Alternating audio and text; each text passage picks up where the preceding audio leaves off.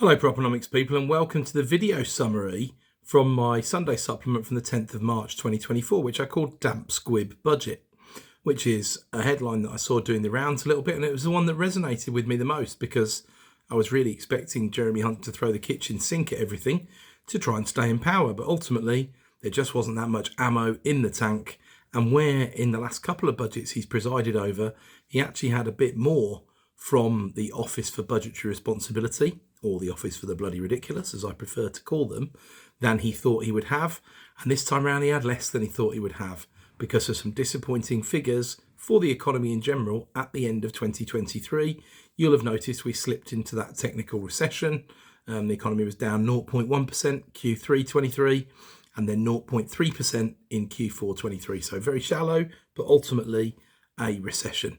And that gave Mr. Hunt, left him a bit short. And now, for those who don't understand exactly how it works, the fiscal rules or the framework that the Treasury have to operate within is to look over a 5-year forecast period.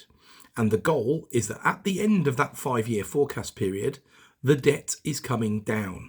So actually we are repaying. That's something that's called a primary surplus.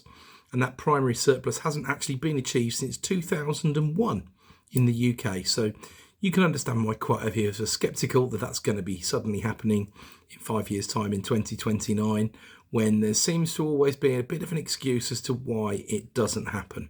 But nonetheless, that's the accepted rules of the game. That keeps the international lenders fairly happy. They know that the UK is solvent and it's got plenty of firepower to pay its debts back. They also know there are always things that could be sold off if required, although some would argue the government have truly sold off all of the family silver by now anyway. There are always some bits and bobs and ways and means, if not simply just raising taxes even more. Shock horror, as we face the biggest tax burden we've faced since 1948, if all of these frozen thresholds that we've got stay in place. So the frozen thresholds, if you don't know, are the fact that the personal allowance, the higher rate tax threshold, the higher additional rate tax threshold, the inheritance tax threshold, the threshold for capital gains to kick in. In fact, that's been coming down. All of these thresholds have been frozen pretty much until 2028-29. That's the commitment that's been made. And basically, what does that do? It means that as there's inflation, more and more people pay tax at every single level. More and more people will pay the basic rate of tax, more and more people will pay the higher rate of tax, etc., etc. And of course, inflation is doing the hard work for the government. And that's how they've been able to give a little bit back. The big news that was the biggest piece that resonated with everyone in the economy, of course, was a 2% cut in national insurance and the stated bold claim that actually they want to get rid of national insurance for the employee altogether. It's all smoke and mirrors stuff anyway. It's always been smoke and mirrors. The basic rate of tax hasn't been 20%. It's been 32%. It was then down to 30%, which is where it is today, technically. And it'll be down to 28%, which is good news. But of course, if you're having to get paid more because of inflation and you get then pushed into the 40, well, it's not actually the 40% bracket, is it? It's the 42% bracket, because ultimately you're paying 2% employees' national insurance on everything above £50,270, which is the threshold. But that's where you are. So that was the broadest measure and kind of backfired, really, the smoke and mirrors of the two thresholds. They've probably made enough noise about it, and people will know the basics are that if you get paid between £26,000 and about £60,000, you will have more money in your pocket as a result of these changes in the budget. You get paid less than 26k or more than 60k, you won't, because the thresholds will get to you more than the cut in tax does. So low to middle income earners, so remember, median salary is around 35k, 35.5k in the UK. So this is capturing quite a bit in the middle and a few towards the top end, which you'd think are the most prone to potentially voting Conservative, rather than the people at the top end who you'd assume are already going to vote Conservative. Of course, this is a massive generalisation. Lots of those people vote Liberal Democrat and some vote Labour, of course, as well, although probably not if they've got children at private school, of course. And some people who are on nearly no income or very low incomes still vote Conservative as well. Of course they do. But this is a general shot in the dark, and it's really symptomatic of the way Jeremy Hunt has tried to engineer all of this stuff. He's a master engineer within a framework. The problem with the framework is I think the framework is wrong. I think the OBR isn't that great at their job as an organisation. Their last few forecasts for both spring and winter budgets have been a mess. They've been a complete joke. They've been so far out, it's ridiculous. They would probably push back and say, hang on a second, we only use figures from the ONS and we only use what the market says, and we only use this, that and the other. I still think there's no excuse for not seeing what was absolutely patently obvious in terms of inflation over the past 18 months, falling for the transitory argument, load of nonsense. And now they're on the bus of, actually, we were right in the first place, it was transitory and it's all going away. And the average inflation rate this year, according to the OBR, is going to be 2.2%. Well, we started with 4% for January, so that's well above that average. So now we need to average about 2.1 or 2.05 for the rest of the year in order to make that average. Good luck with that. I can't see it happening. We've got inflation's going to tumble a bit as we lose the base effects of the beginning of 2023, which is terrible for inflation, double-digit inflation until we got to May 23. So those effects will drop off, but we've seen quite a lot of them drop off already, to be honest with you. And we've still got services inflation roaring at 6.5%, which is 47% of CPI. So you explain to me how this is suddenly going to drop below 2% and stay there or be around there, which is what needs to happen for us to hit that average. I just can't see it happening, I'm afraid.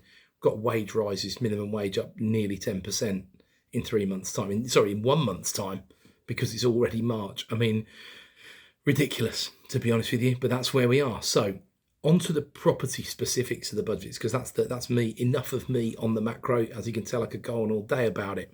The property specifics, first of all, multiple dwellings relief withdrawal.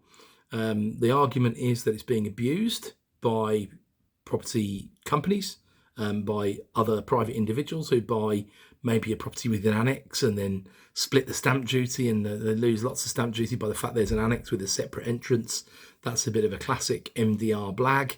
They've probably got a bit of a point there, but my bigger point, because I bought a number of portfolios that have had multiple dwellings relief correctly applied to them, no blags, no messing around, genuine MDR. And what that's meant is I can give the landlord, the exiting landlord, a better price, because ultimately I'm looking at the total cost of the transaction. Remove MDR, what am I going to do? Cut my prices, cut my offers by a couple of percent, maybe 4% on some situations. They did a couple of worked examples in the full supplement if you want to read it. So that's MDR. Furnished holiday letting allowance withdrawal. Lots of people have turned to FHL or serviced accommodation, short-term rental, STR, as a way to get around their Section 24 liabilities. And the Treasury have found a way to close that loophole effectively. So I don't blame them. Looks like a bit of a win-win situation. Might force a few more units back into the private rental sector, or it would force people to sell them, which of course the government would love, because that means tax. And turnover of property and crystallisation of paper gains is absolutely what the government is all about. And so that leads on to their third little move, which is cutting the rate of capital gains tax, the top rate on property, which, remember, property is discriminated against on a CGT basis. And instead of having a 10% lower rate band and a 20% higher rate band, as everything else that attracts CGT does, property has, as we stand today, an 18% lower band and a 28% higher band. But the 18% is being left alone, but the 28 is being cut to 24.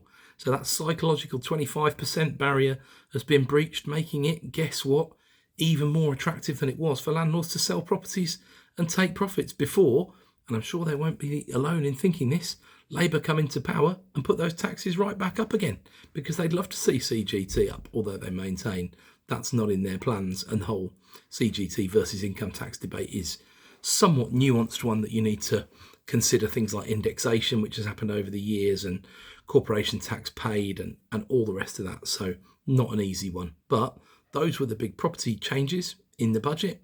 And then we had a macro scoreboard, which was, largely speaking, pretty sideways, relatively positive.